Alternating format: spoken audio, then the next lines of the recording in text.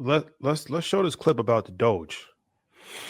Doge is dead, but what's really scary, it might have achieved everything Elon ever wanted. What he really wanted, not what he told us he wanted it for. Trump's second term, the Department of Government Efficiency was sold to us as some magical fix to end all the fraud, waste, and abuse in government. Musk dropped $300 million to get Trump in the White House, and in response, Trump said, hey, I'm going to put Elon in charge of Doge. The headline goal of Doge, saving the United States government $1 trillion. Well, it's closed 8 months early. It didn't save $1 trillion. What did it do? Within weeks of Doge's formation, TechCrunch and others reported that Doge had been granted unprecedented access to U.S. government databases, systems about federal workers, the trillions of dollars that the federal government pays out all over the place. And who gets in charge? Who gets put in charge by Trump of all these new positions at Doge? Well, on February 5th, 2025, Trump installed a slate of senior tech officials with ties to Elon Musk,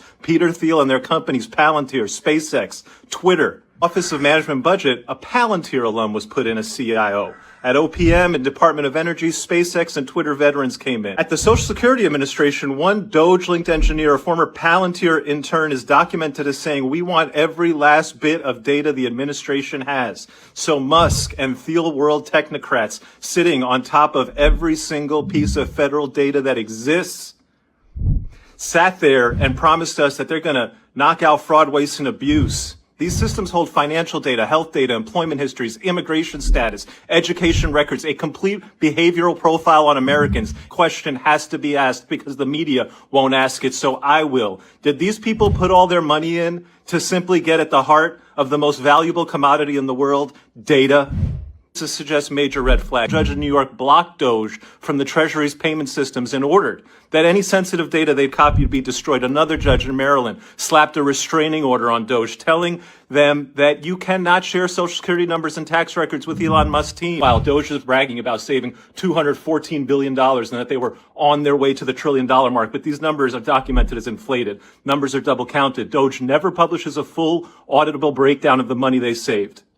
What we did get, mass layoffs, frozen hiring, cuts and gutting of agencies that actually oversaw Musk and Thiel's companies. Here's the bottom line.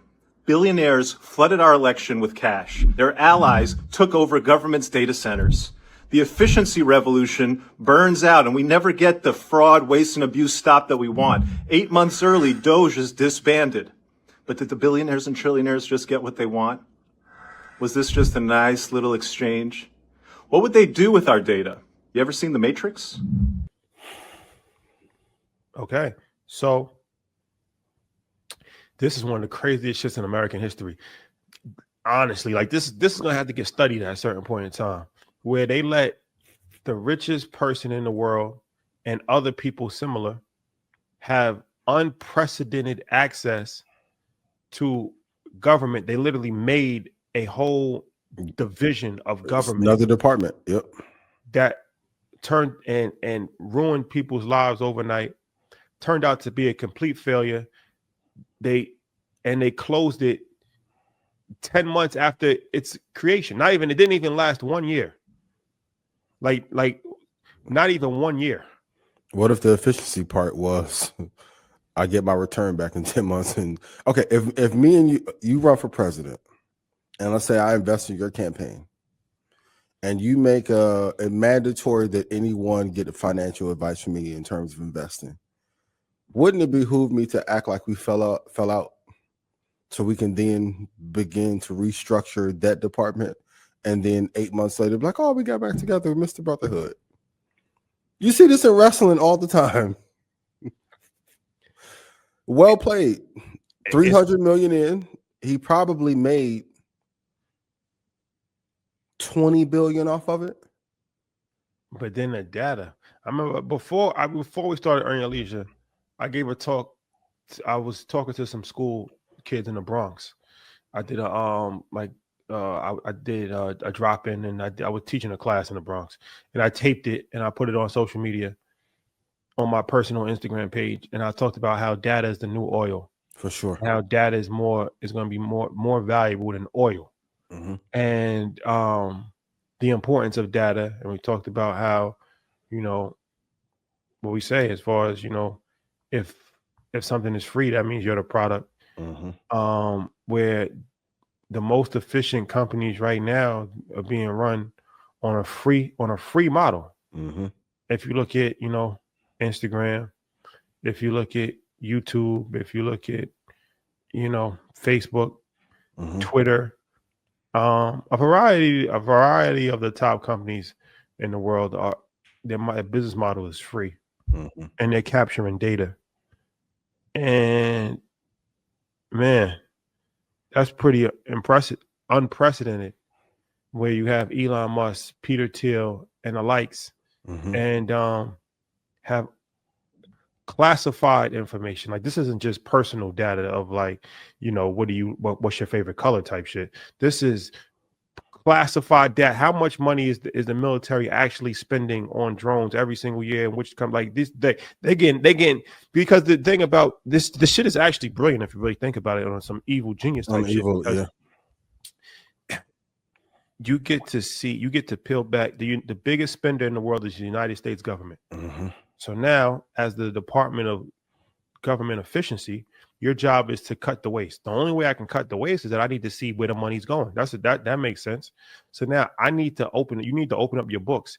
They opened up the United States government's books, every aspect of it, to a private citizen that had no level of government experience. Who was not born in America. That was not born in America, that didn't run for office, literally had no level of government experience ever, got the highest level of classified information that anybody can ever get, good looking out, left 4 months after, and then they closed up the whole shop 2 months after he left. And if I have had my stake in OpenAI taken from Sam, and I'm building my LLM, what an amazing set of data to build my model off of. It would make it more intelligent, which you can argue Grok doesn't get brought up in the LLM conversation as a leader because maybe Musk is political leaning, but Grok is pretty damn good. Nice. And for Peter Thiel, if I have investment into a proverbial war machine, that data would do me a lot of good. So unbelievable, man. Keep your head up and your eyes open. Information and access. That's what it comes down to. If you have the access and the information, you're gonna be unstoppable. And that investment of $300 million is paid off incredibly well for him. 100%.